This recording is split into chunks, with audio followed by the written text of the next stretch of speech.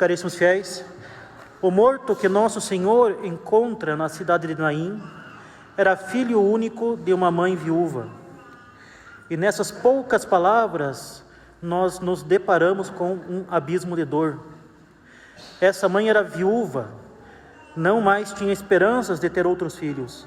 E esse morto era seu filho único, sua única alegria, sua única consolação e seu único sustento na velhice que se aproximava. Com efeito, naqueles tempos, a morte de um filho único constituía para uma viúva a desaparição do seu esteio. Isso não só por não mais ter um trabalhador para sustentar a casa, mas porque a partir desse momento, ela e suas possíveis propriedades ficavam à mercê da rapina geral. Abuso denunciado por Nosso Senhor mais adiante em sua censura aos escribas. De fato, não faltava quem se regozijasse em tais circunstâncias, porque das viúvas podiam arrancar tudo quanto elas possuíam, sem oposição de ninguém, como aponta São João Crisóstomo. E o pior era que não enchiam seus ventres dos bens dos ricos, mas da miséria das viúvas, agravando uma pobreza que deveriam socorrer, nas palavras de São João Crisóstomo. E assim, caríssimos, eis que nosso Senhor se depara com o cortejo fúnebre que passava na porta da cidade, onde havia de praxe uma grande multidão. E ao ver essa pobre mulher, nosso Senhor se compadece dela e lhe diz: não chore. Notemos aqui algo que pode passar desapercebido com facilidade. Na maior parte dos milagres realizados por Nosso Senhor, a iniciativa parte do necessitado, que cheio de fé lhe pede auxílio, sendo então atendido por Nosso Senhor. Mas nesse caso, pelo contrário, algo diferente acontece. É o próprio Senhor que toma a iniciativa do milagre. Ele, enquanto Deus, considerou aquela família desde toda a eternidade e, através do conhecimento de sua alma humana na visão beatífica, conhecia-a também perfeitamente, bem como a difícil situação em que se encontra.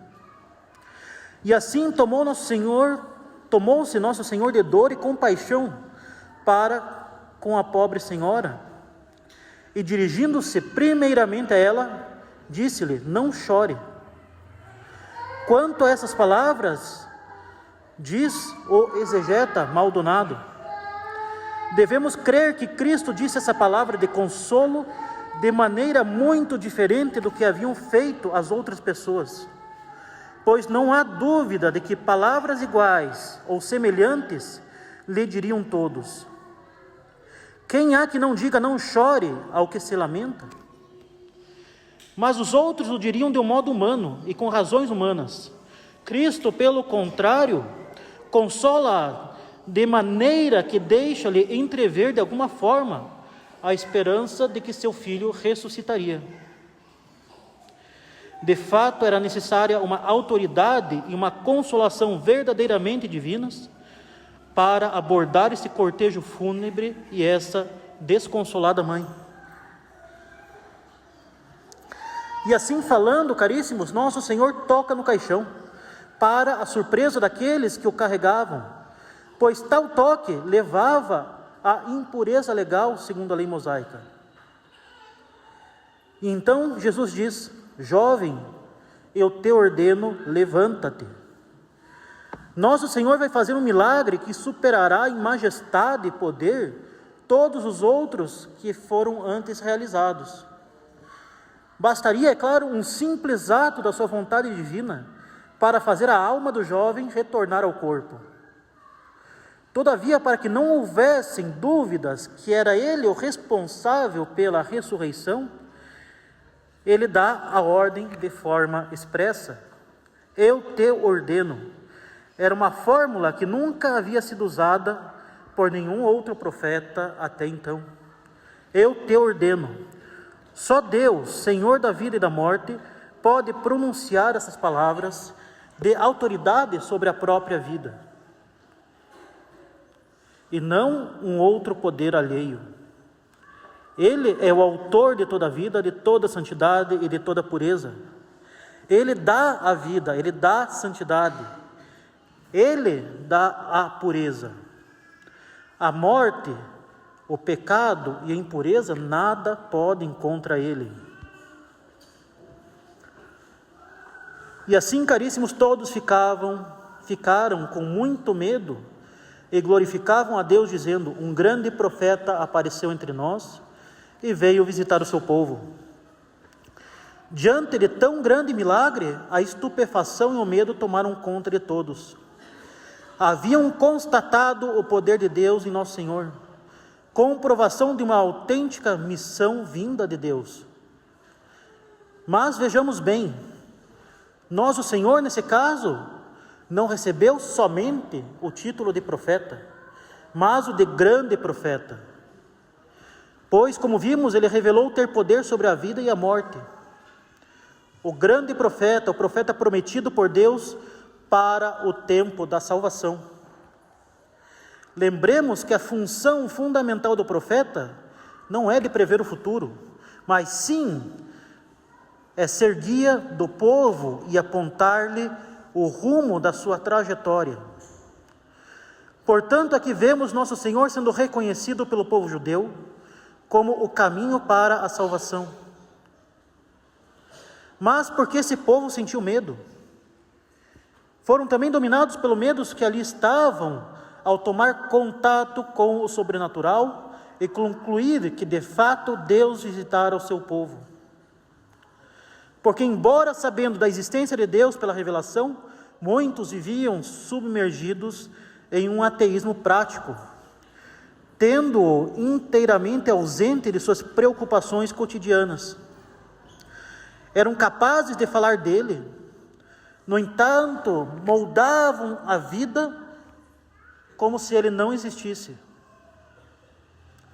Naquele momento, porém, sentindo sua proximidade, vendo que age ele na realidade concreta, são suas consciências despertadas para a realidade sobrenatural, acusando-lhes de negligenciarem o mais importante aspecto das suas vidas.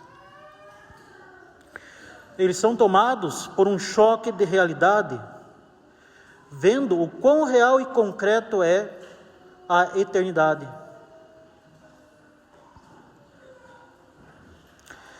Enfim, caríssimos, este milagre de Nosso Senhor encerra um profundo significado místico.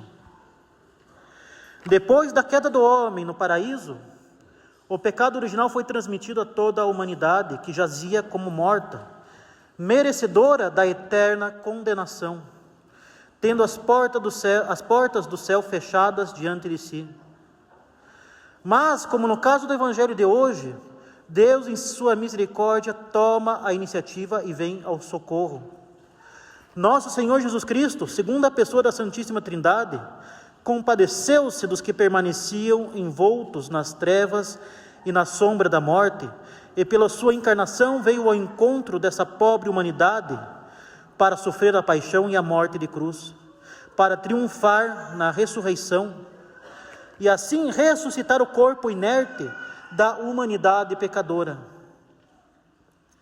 Ele, o Verbo eterno, traz a vida da graça, que é infundida nos corações dos fiéis, como ele mesmo dirá: eu vim para que vós tenhais vida e a tenhais em abundância.